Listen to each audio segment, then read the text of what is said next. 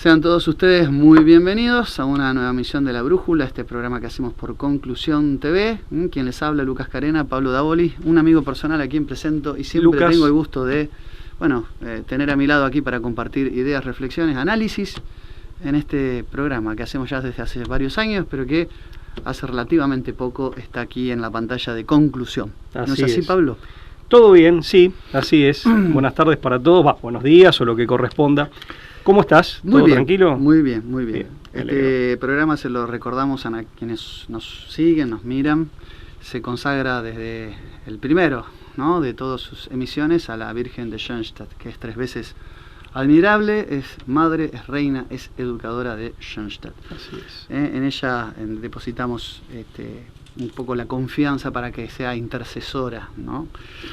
Hoy con un tema, Pablo, que hacía tiempo que quería reflexionar contigo. Hay un libro de Alberto Buela Lamas. Nuestro gran amigo. Un gran amigo personal. Saludamos. Amigo personal, ha sido compañero de ruta en distintas oportunidades, filósofo argentino. Bueno, un hombre de mucho pergamino, ¿no? Sí, un recorrido muy interesante académicamente hablando. Sí, no vamos a hacer todo un currículum de Alberto Buela. Es amigo de la casa, tengo entendido que es amigo de Conclusión. Ha venido más de una vez invitado por... Entiendo que ha sido entrevistado y que sí es amigo de Conclusión TV y del sindicato, digamos, al que Conclusión TV pertenece, de empleados de comercio, que es esta casa que nos ha recibido, claro, que nos ha recibido también a nosotros. Tengo entendido que sí, que en efecto es amigo de esta casa. Y Alberto lo conocemos desde hace años, ¿no? Lo conocimos en TLB1, filósofo, como bien decías vos, doctor en filosofía, profesor del doctorado de filosofía en la Universidad Sorbona de París. Un académico que tiene muchos libros en su haber, de su autoría, un hombre de pensamiento propio. Sí, ese se lo conoce sobre todo por sus análisis en filosofía, metapolítica y por desarrollar y enarbolar la teoría del disenso. Así es, ¿no? Es el que introduce la metapolítica en Hispanoamérica, o uno de los introductores de la metapolítica en Hispanoamérica, traductor de Aristóteles. Un hombre que tengo entendido, sin ánimo de exagerar, pero entiendo que domina la totalidad de las lenguas latinas, incluso el rumano, me parece. Algo de rumano como mínimo me consta que sabe. Un hombre, digamos, que tiene, insisto, una cantidad de pergaminos muy abultada, ¿no? Peronista. Muy rica. Sí, un hombre comprometido, con las ideas. Ortodoxamente peronista, así es, el peronismo ortodoxo, clásico, histórico, como se le quiera llamar. Sí. Bueno, y un amigo. Pero ante todo un amigo, alguien que nos honra con su amistad. Entonces, escogiste un artículo para hablar hoy. Claro, un artículo de Alberto. Sí, y Alberto, como buen arquegueta. Así se presenta, sí. Sí, como un buscador del saber. Una suerte de continuo aprendiz. Claro, exactamente. Escribe un libro que se llama Pensamiento de Ruptura, ¿no?, que va en línea con esta idea del disenso. Pensamiento de ruptura, disenso, es un poco esta idea, una continuidad, un hilo conductor dentro de esta mirada rupturista.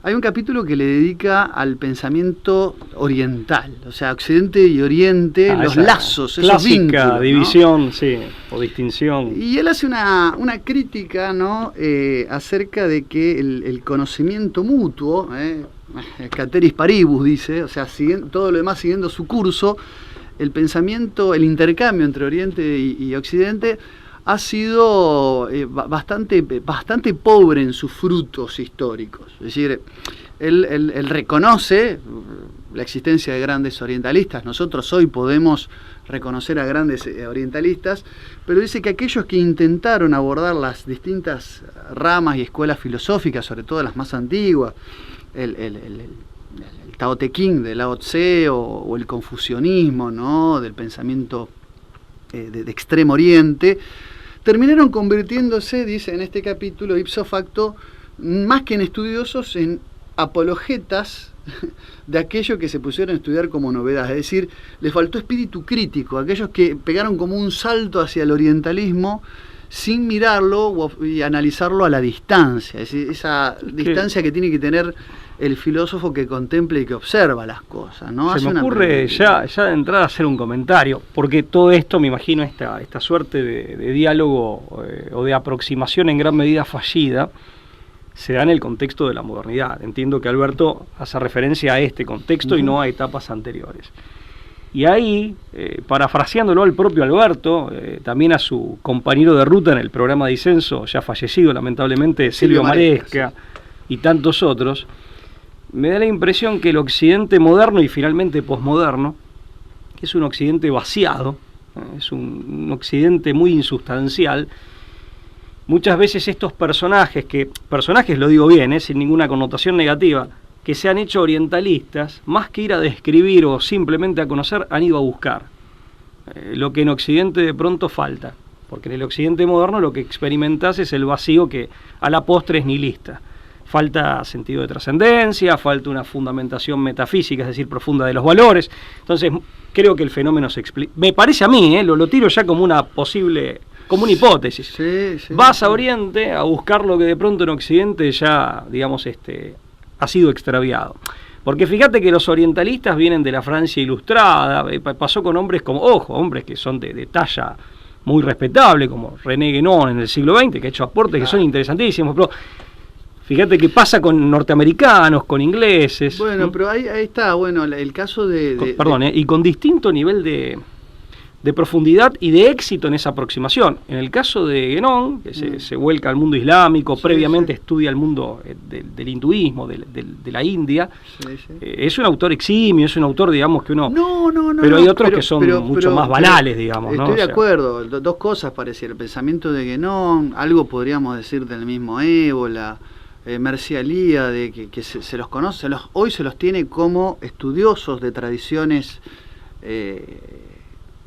que orientales, uno identifica con Oriente, que tienen su punto inicial en Oriente, ya sea Oriente Próximo o Medio Oriente, como el caso de Guénon, que hizo todo ese trayecto que vos bien mencionás. Se convierte el islamismo. Son autores, ¿no? Claro, finalmente se convierte el islamismo, pero son autores que no tienen o no han tenido un peso específico en los ámbitos académicos. De hecho Alberto Vuela es consciente de que los mejores en ese trayecto son los que menos peso académico han tenido. Tienen una marginalidad en lo que es la academia con mayúsculas. Y es algo muy injusto, porque en el caso de Guénon es un hombre de talla intelectual, sin duda. Han sido renegados, poco estudiados, poco leídos, recuperados de manera tardía en algunos casos, o de manera muy esporádica, salvo algunos chispazos de cuarto de hora de lucidez de algún pensador, han sido citados estos autores, pero en general no forman parte del circuito académico, convencional. Del mainstream, digamos, de la academia. Para nada. Por eso está bien lo que vos decís. Sin embargo, claro, Alberto Vuela en este libro dice, claro, las relaciones han sido muy espurias. Hay una moda que él menciona, que es Claro, ahí va por no tanto por los autores como Guénon, que tienen... La moda orientalista, que es ese orientalismo edulcorado, que sobre todo en la literatura, acá en Hispanoamérica, se lo conoce con las relaciones en la literatura de Victorio Campo, dice, y Rabindranath Tagore, o Fernando Sánchez Orondo y Saibaba. Es decir, él critica eso, de los estudiosos de lo que era la tradición de la India, ¿no? Menciona al liberal Vicente Fatone y al chileno Miguel Serrano. Vicente Fatone fue embajador argentino en la India. Que tuvieron cargo, Serrano de Chile en la Serrano India. Tuvo un cargo similar, ¿no? Pero claro, desde Chile, que tuvieron algún contacto con ese mundo, ¿no? Y que se interesaron por esas relaciones. En el caso de Serrano, perdóname, ¿no? Es un autor interesantísimo también, muy prolífico. Serrano Fernández, me refiero al embajador chileno, al escritor chileno, yo creo que él sí logra tener un conocimiento profundo de la cultura hindú, ¿no? Claro. Con todo el bagaje religioso, esotérico, místico. Bueno, ahí voy. Lo que pasa es que la cultura hindú, específicamente, y algunas ramificaciones. Está muy bien lo que decís. Lo que pasa, claro, que hay digamos, dos formas de asumir ese bagaje. Uno era desde una perspectiva netamente filosófica y otra asumiendo que me parece que es el caso de Serrano, la parte esotérica, ¿no? O sea, me parece que en el caso de Serrano hay una... Sí, abrazar una intención un de creencias también, cultiva, ¿no? un esoterismo, ¿no? Sí. Es decir, no todos los que se dedican al orientalismo lo hicieron de ese modo. En el caso de Serrano creo que sí. En realidad por ahí, para el público, porque estamos hablando alternativamente de dos fenómenos que son diferentes. El primero que vos señalabas inicialmente, que es acercarse para finalmente asumir o abrazar como propio, para ser propio en el sentido de adoptar. Y en el segundo, de aquellos que se acercan, pero que se acercan sin profundidad, incluso con una visión que es muy el caso de la New Age, por ejemplo, ¿no? Claro. Y de autores vinculados a ese tipo de corrientes, que es un acercamiento que más allá de si adherís o no, de si adoptás o no, que eso, digamos, puede darse, pero hay un acercamiento que es como mínimo superficial, que no es el caso ni de Guénon respecto del Islam, ni de Serrano respecto de toda la... Yo no diría ni solo cultura, la civilización hindú, ¿no? Porque es una civilización en sí misma. Sí. Bueno, para Alberto Vuela, él dice, stricto sensu, el primer filósofo que toma un contacto, y aparte el primer filósofo que sí está dentro, no de ese espectro que hoy podés encontrar en ámbitos, programas de estudio. Claro, en programas de estudio, que vos podés encontrar en un marco bibliográfico adecuado a la academia tal cual como la conocemos hoy. Y no tanto como merece, porque se le ha dado más importancia por él a Hegel, y yo creo que de pronto... Ahí está, ¿no? La controversia Hegel y Schopenhauer empieza con eso, ¿no? Y quizás es por eso que tiene el lugar que tiene Schopenhauer, porque en el fondo, digamos, durante el siglo XIX, después de 1830, ¿no? Después de que muere Hegel, hay como una suerte de vacío filosófico. O sea, el sistema hegeliano, con todos sus defectos que podemos incluso rescatar, digamos, las críticas, las buenas críticas que hay a la filosofía de Hegel, por decir alguna, la que hace Julio Membiel en De la Cábala al progresismo, ¿no? Pero la filosofía de Hegel como sistema filosófico integrador, y esta idea de todo lo real es racional y todo lo racional es real, deja un vacío filosófico que está, a mi criterio, y es una opinión, creo que impulsado por el propio Marx. Porque Marx, siendo un autor de fuste, un pensador que no podemos arrebatarle el lugar que ocupó en las postrimerías del siglo XIX, él, en la forma de entender la dialéctica de la historia, sigue siendo un hegeliano. De hecho, un hegeliano de izquierda. Es decir, él no rompe con la lógica de la historia, la dialógica de la historia, la dialéctica. No, totalmente. Pero la concepción dialéctica del movimiento, del cambio. Por supuesto, si bien critica desde un materialismo, la parte del idealismo que esto conllevaba. Pero esto se lo queda. Ese vacío que había en las críticas a la filosofía de Hegel, creo que Marx, consciente o no de lo que lo estaba haciendo, lo profundiza en el sentido de que él también marca una suerte de muerte de la filosofía. Yo lo veo en dos obras de Marx muy marcadas. Primero en la famosa tesis 11ª Feuerbach, cuando dice que los filósofos se han dedicado a interpretar la realidad, es momento de transformarla, ¿no? Es decir, la tesis, la crítica que le hace a Feuerbach... La filosofía de la praxis. Claro, la filosofía de la... Fue tan fuerte el golpe que da Marx en este sentido, que hubo que esperar hasta Gramsci, dentro del marxismo, por así decirlo, para que con su teoría de la hegemonía se recupere al intelectual, porque el intelectual quedó como marginado. Es un proceso interesantísimo, porque Gramsci, muy a su pesar, termina haciendo una propuesta metodológicamente acertada desde la perspectiva de la revolución.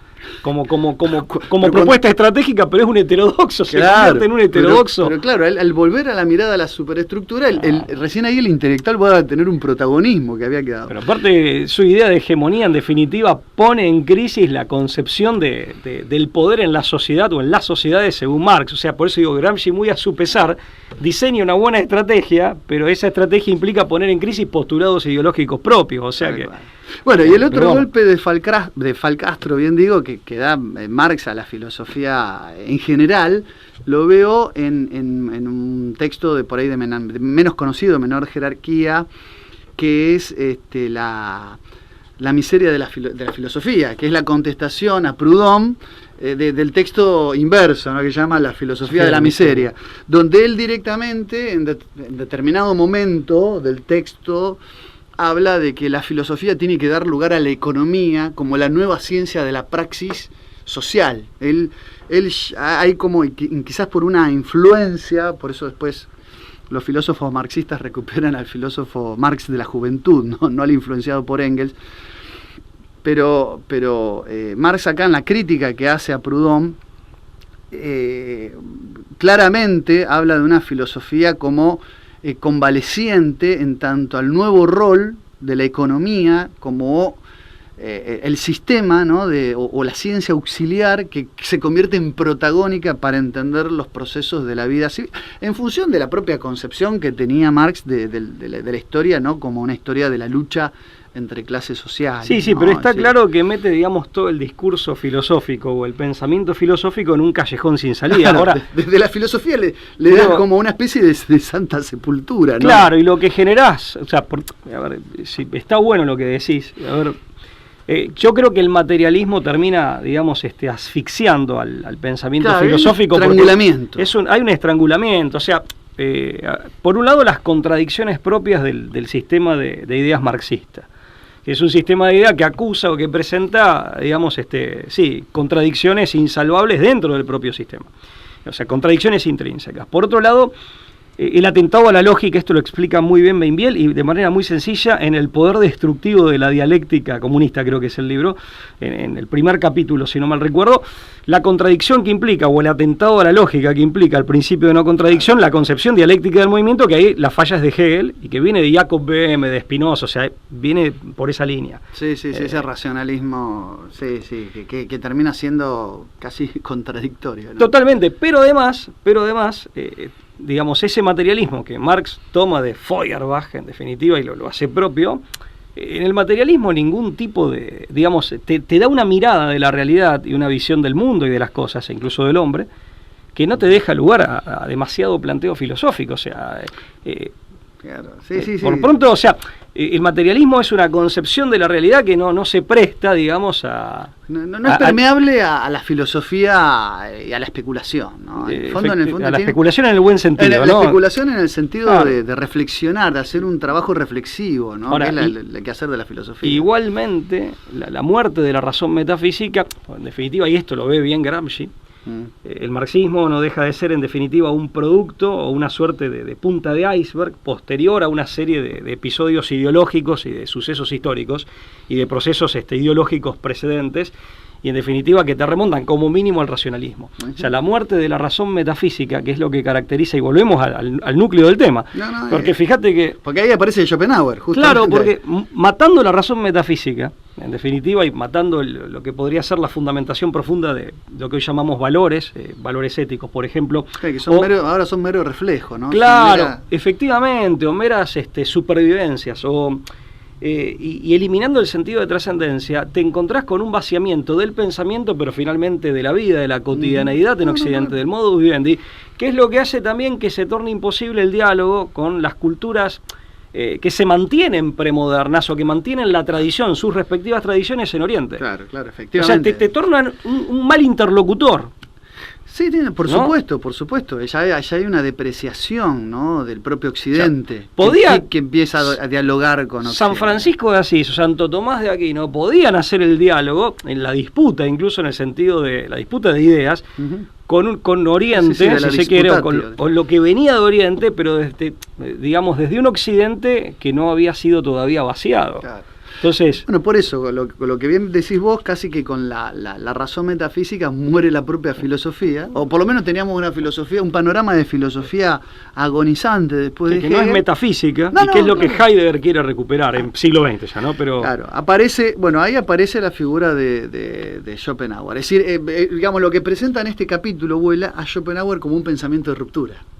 Es un pensamiento de ruptura, porque viene a aparecer, sí, lo es, claro. Viene a aparecer con una filosofía influenciada, recupera el pensamiento oriental, habla de nociones, Schopenhauer, la conclusión de la aspiración a la nada, hay semillas de existencialismo en Schopenhauer, influye también en la propia filosofía de Friedrich Nietzsche, de Schopenhauer, son las dos figuras, pueden ser las dos figuras antihegelianas por excelencia, ¿no? Durante el siglo XIX y que van a influir en el siglo XX, pero mientras que uno abraza la idea de voluntad, ¿no? El Willens alemán, en Schopenhauer hay una suerte de, incluso es el introductor de la idea de noluntas, la idea del noluntas, que es lo contrario a la voluntad, el acto de no querer. Es muy interesante, y este acto de no querer tiene que ver con un vaciamiento interior que ¿de dónde lo extrae Schopenhauer? De las ideas orientales, ¿no? De el enajenarse de sí mismo, que dice Vuela... Sí, es una suerte de vaciamiento del deseo, del querer, de la voluntad, ¿no? Claro, un despojo, una Para mí es muy similar al budismo eso, es como que claro, lo aproximó a Schopenhauer al budismo. Hay una obra literaria... El desapego, ¿no? Una de desapego. Sí, que no es exactamente igual al desapego cristiano, ¿no? O sea, es distinto, ¿no? Claro, exacto. Pero no es el ex nihilo nihil fit, o sea, de la nada sale. Lo que dice Vuela es que no es un vacío nihilista del que sí podemos encontrar rastros en la filosofía occidental. Sino, no es al modo occidental, sino que vincula la idea de vacío como ocurre con todo pensamiento oriental sobre el tema del ser y la nada. Estamos tocando acá los últimos fundamentos de la diferencia entre el Oriente y el Occidente. Dice Vuela, las nociones de ser, nada, creación, persona son sustancialmente disímiles y su traducción se hace casi imposible. Acá hay un encuentro y al mismo tiempo un desencuentro entre Oriente y Occidente. Claro, pero un desencuentro que...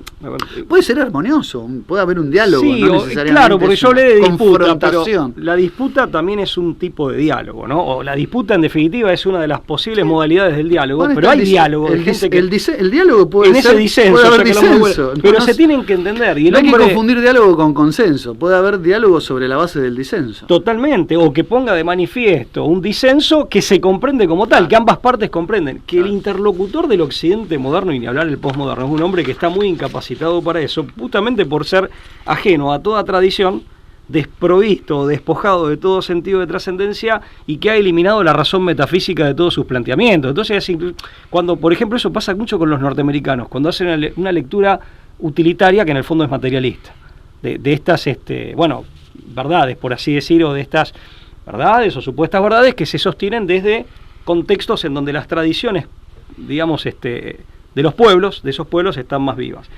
En ese sentido, por eso también es un occidente que no puede integrar, ¿no? Eso hay un programa de Vuela y no quiero desviar, pero es una de las consecuencias. Esa imposibilidad del diálogo, justamente por estar parados en niveles existenciales y en miradas completamente diferentes de la vida, una inmanente y la otra trascendente, más allá de cómo se conciba esa trascendencia, es lo que hace que cuando vienen esos contingentes migratorios, amén de ciertas hostilidades que hay, ¿no? Que eso es inevitable, lo hemos hablado en este programa, es no inevitable, es algo conocido, no significa que sea inevitable, pero es algo que se sabía que podía pasar, pero bueno, y pasó de hecho. Pero más allá de eso, no hay nada que resulte atractivo como para poder producir un diálogo que finalmente dé lugar, aunque más no sea, a un principio, a un tramo inicial de integración. Es un occidente que en su vacuidad posmoderna no tiene nada que ofrecer a contingentes migratorios que provienen de civilizaciones diferentes, en donde hay como mínimo rastros vivos de tradición ancestral, que en Occidente están perdidos, por lo menos en ciertos sectores de Occidente, ¿no? Porque nosotros también somos Occidente, en definitiva, pero bueno, acá hablando de Europa Occidental, por ejemplo, o de Europa Central, de parte de Europa Central. Pero, Lucas, en ese sentido, te quería decir, vos hablabas de Schopenhauer y la proximidad. Esa es la primera aproximación. Dice Vuela, esa es la primera aproximación filosófica que hay. ¿Sabés? Hay una novela que... Después hay una segunda, después vamos a decir cuál es la segunda. Bueno, no, es una postilla. Hay una novela muy interesante de Abel Pose. También hoy estamos con los diplomáticos. También, escritor y diplomático argentino, recientemente fallecido, que se llama El viajero de Agartha. Novela, yo soy de leer muchísimo, pero no soy de leer novelas. Sin embargo, esa novela la leí porque me regaló un ejemplar, y aprovecho para saludarlo, hace mucho tiempo que no lo veo, el psicólogo de Buenos Aires, y unguiano, tengo entendido, Juan Pablo Rey, a quien saludamos. Pero luego uno de mis libros. Es cierto. La conspiración de Medea es prologado por Juan Pablo Rey. Es cierto. De la escuela Aurum Argentina, le mandamos un saludo. Bueno, un gran amigo también. Muchos años atrás, creo que la primera vez que tuve, digamos, contacto, así, de conocerme con Juan Pablo, me acuerdo que él, en Buenos Aires, me regaló un ejemplar de esa novela. Insisto, yo soy de leer muchísimo, me la paso leyendo, pero no soy de leer novelas. Esa la leí con muchísimo gusto, y en El viajero de Agartha, que es una novela, digamos, ficcional, es una historia ficcional, aunque tiene como un contexto histórico real, digamos, está muy claramente graficada esta aproximación de Schopenhauer al budismo, ¿no? Sí, no, efectivamente hay una aproximación clara, no sé si es explícita, es decir, en su pluma él va a traer un orientalismo explícito, pero sí su antisistemismo filosófico, porque justamente la idea de Schopenhauer es romper con los grandes sistemas filosóficos. Es decir, está dentro, diría Humberto Eco, ¿no?, de los apocalípticos, los integrados, estaría dentro de los pensadores que no intentaban integrar todas las filosofías en un sistema. Como lo hay, de Aristóteles a Hegel hay intentos de integrar, hacer un sistema filosófico. En Schopenhauer hay como una especie de pensamiento crítico, pero asistemático, ¿no? Y digamos, con una pluma muy inteligente, muy hábil, pero no necesariamente si plantea interrogantes, no necesariamente busca alternativas de también solución. Son como mínimo, lo mismo que podemos decir de Nietzsche, son como mínimo el síntoma de que el sistema moderno como concepción del mundo y modo de vida no cierra. Claro. No cierra. Entonces son como mínimo, más allá de, y como decís vos, a veces es el aporte que hacen es más lo que ponen en crisis y el interrogante que abren que las respuestas que eventualmente puedan dar.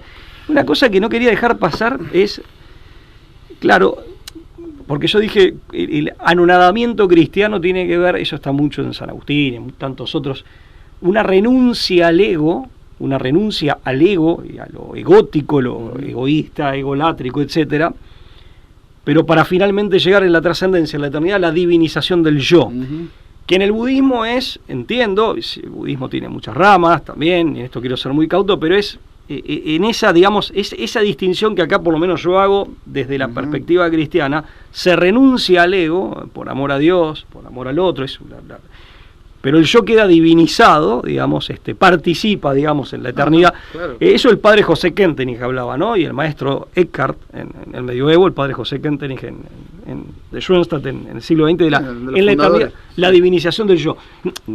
No, digamos, por participación, digamos, con Dios, no es que por comunión con Dios, no es que uno se hace Dios, eso sería una locura interpretarlo así, ¿no? Por supuesto. Bueno, el segundo momento, la segunda aproximación de la que nos vuela en pensamiento de ruptura entre Oriente y Occidente, se dan con habla de aproximación seria, distingue, vuela permanentemente, como tiene esa pluma tan crítica. Solo déjame decir esto porque no lo aclaré, porque en el budismo, al menos bajo cierta interpretación, el yo en el nirvana se diluye. No, claro, correcto. Sí, entonces, esa hay una distinción. Quería dejar esa.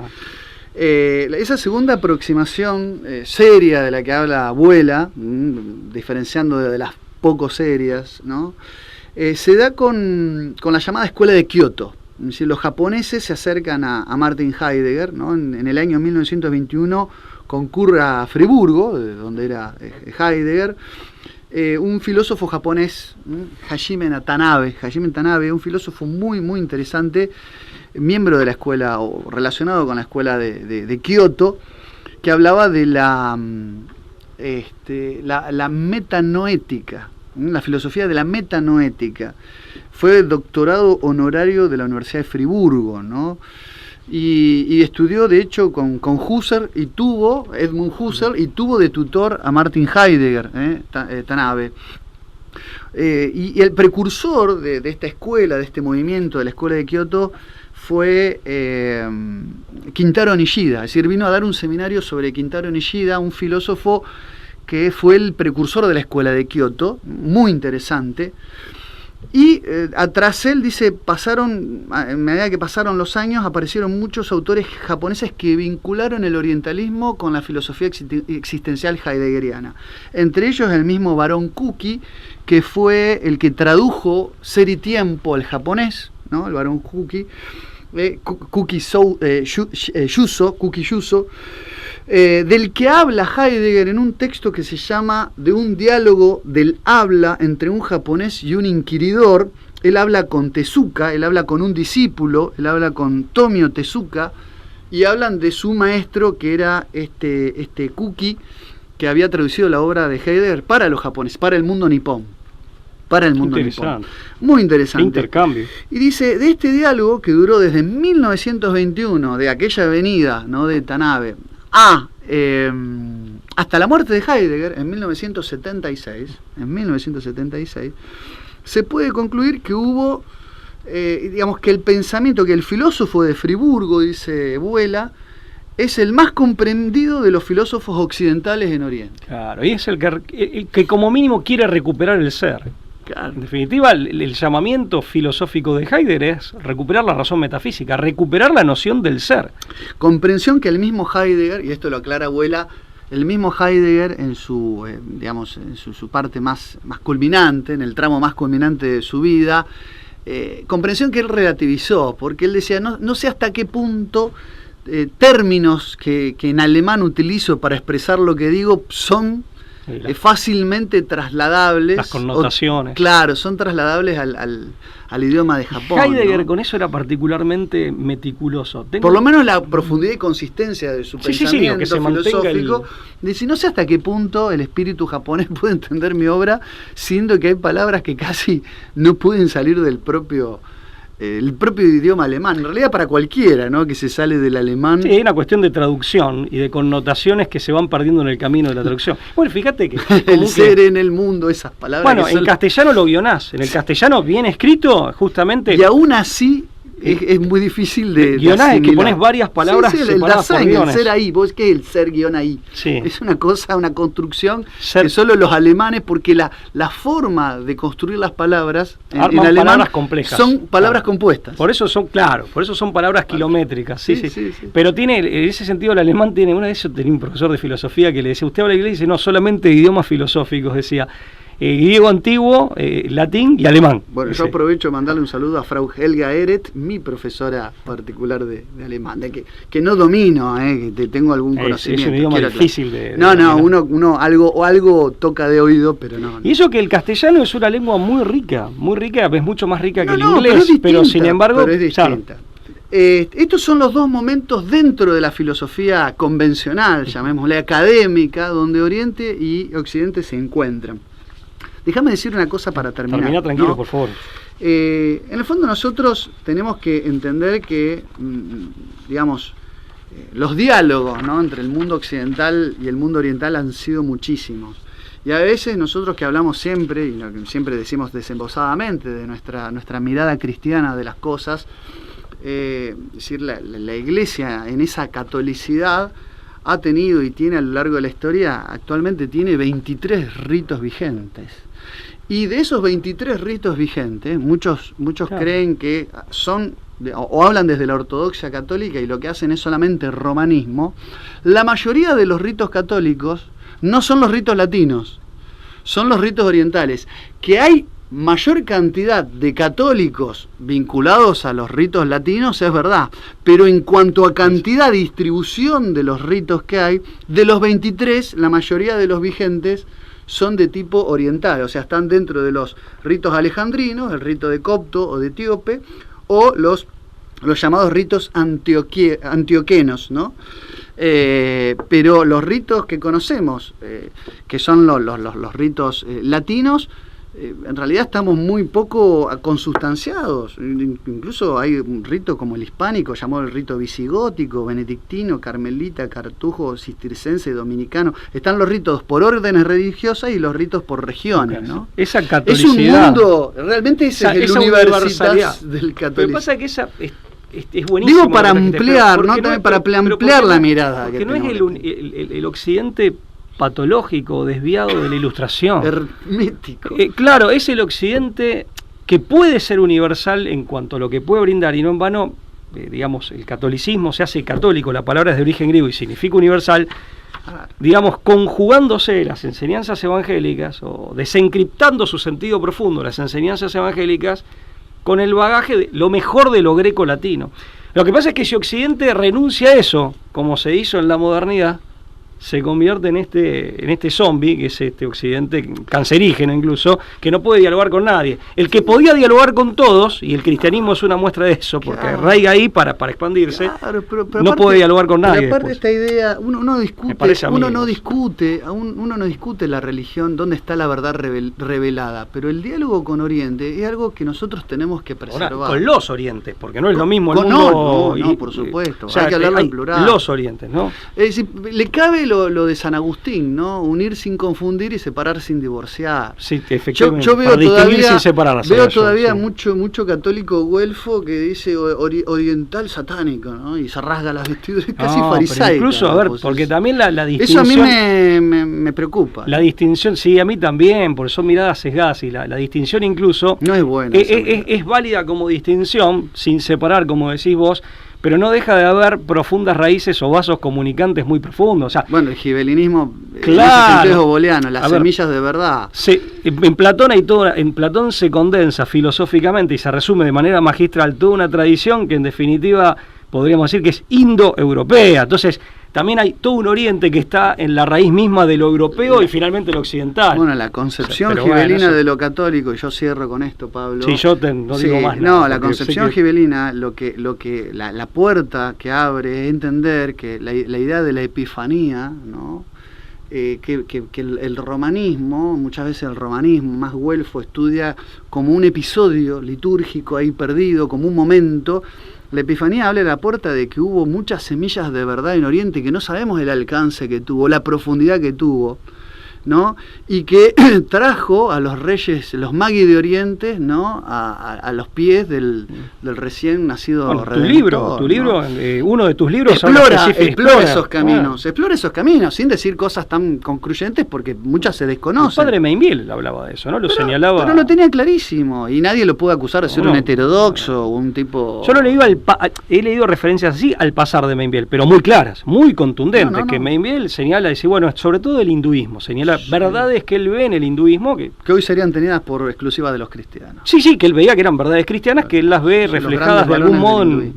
Sí. Pablo, se nos va el tiempo, ha sido siempre es un placer. Un placer saludos conversar contigo, saludos para todos ustedes. Suscríbanse a Patreon, ¿no? En la parte extrema derecha, ¿no? De nuestra página de YouTube, de nuestro canal de YouTube. Ustedes pueden encontrar para suscribirse y aportar una pequeña donación mensual, y también en el Zócalo vamos a publicar acá un CBU, ¿no? Como para si alguien quiere colaborar. Y lo de Mainville, simplemente, vos decías de la cábala del progresismo, y hay en varios libros... Los 3 pueblos bíblicos en su lucha por la dominación ahí del habla, mundo, pero también. Son verdades puntuales, no habla de la generalidad, pero habla de verdades puntuales. Pero como vos decís, con contundencia, no los sí, dice como al pasar. Sí.